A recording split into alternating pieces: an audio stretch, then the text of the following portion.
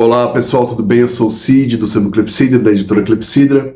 Estou gravando hoje este vídeo para apresentar para vocês nossa nova campanha aqui no Catarse, que traz o esperado segundo volume do Varney, o Vampiro, né? Esse Penny Dreadful, que nós separamos em 4 partes. Né? É um livro gigante, é a maior saga vampírica de todos os tempos. É um livro que tem aí mais ou menos 3 vezes o tamanho do Drácula, para vocês terem uma ideia. Um livro que inclusive influenciou muito o Drácula, né?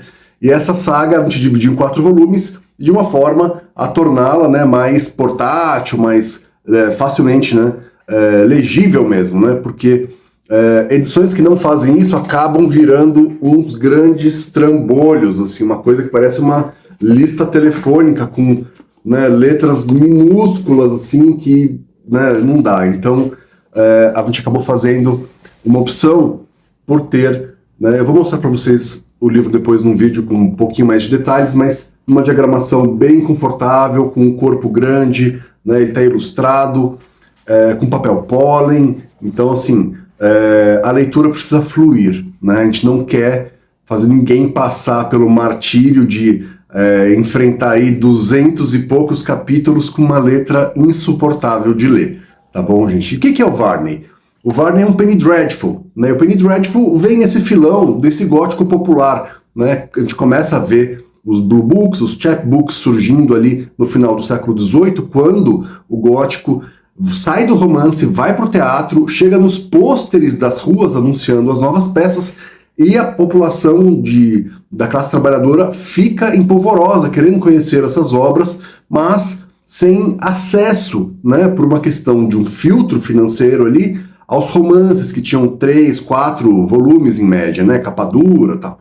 De repente aparecem essas editoras fazendo uma versão menor de alguns romances clássicos e também publicando contos no formato de brochuras, né, com capas de papel, que são os Blue Books, ou então pequenos livros de capa dura, que seriam versões de bolso, né, dessas obras.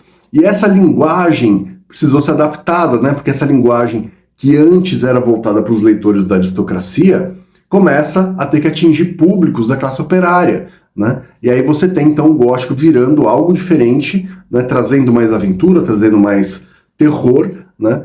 E a ilustração passa a ser importantíssima, então você sempre tem frontispícios nesses livros muito importantes. E aí você, né, tem a tecnologia mudando, né, a encadernação manual feita nos Blue Books, né, que costurava ali mais ou menos de 36 a 72 páginas, dá lugar a uma impressão feita pelas máquinas a vapor, a prensa a vapor, né, que vem ali na década de 1830, 1840, multiplicando a quantidade de jornais na Inglaterra e de publicações como essas, que são fascículos. Cada fascículo é um capítulo de uma obra seriada, né, que geralmente tratava de temas ligados aos crimes, ao mistério, e também não só, né, na esfera literária, mas também na esfera criminal, do dia a dia, desse noticioso policialesco que a gente tem até hoje, né?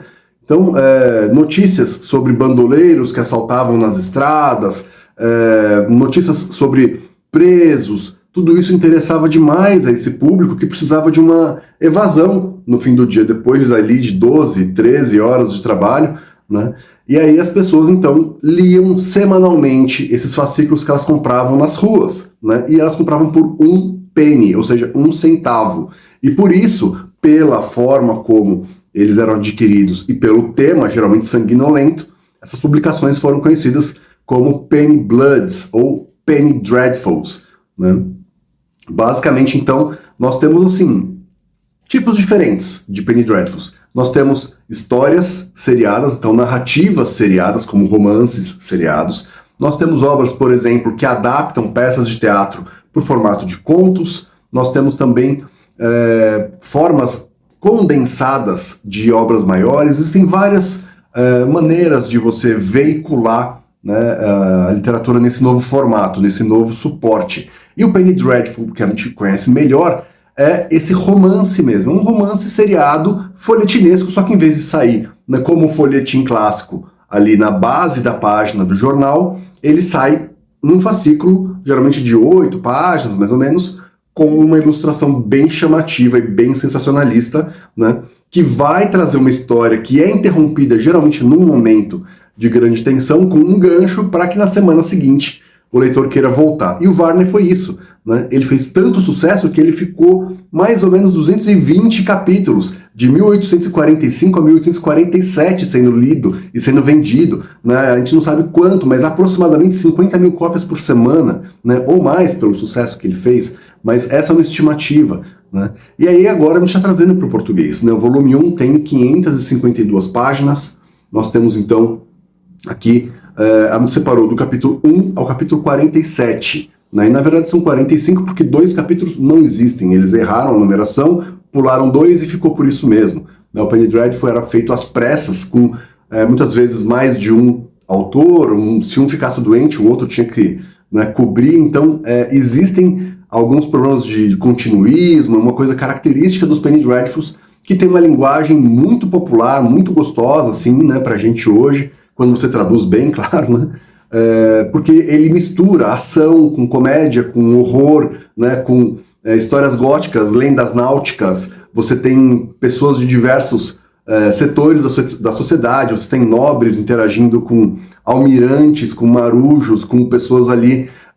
de diferentes origens, diferentes falares, e isso tudo aparece no texto e é muito peculiar, né? Então, eu recomendo muito a vocês que deem uma conferida aqui no projeto. Nós estamos chegando agora com o volume 2, mais ou menos na metade da saga, depois nós teremos mais dois volumes ainda, né, que nós pretendemos traduzir e editar em breve também, mas já dá para avançar bem, né? E se vocês estão achando que é importante esperar, uma dica é, olha gente, existem tantos arcos narrativos aqui dentro, que você pegar o terceiro volume, vai ser você ler histórias que não tem quase nada a ver com o primeiro volume, né? Então assim, existem até uns mapas que mostram como esses arcos começam e terminam, então vale a pena dar uma chance ao Varney, até porque ele era feito com unidades menores, com capítulos, né?